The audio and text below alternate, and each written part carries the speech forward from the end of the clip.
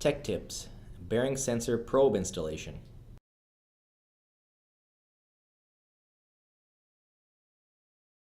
Install the brass fitting in the Zerk fitting hole.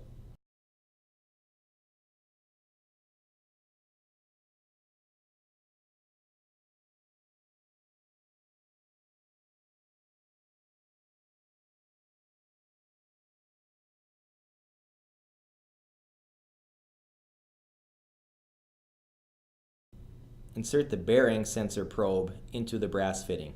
Back the probe 1/10 of an inch from the bearing.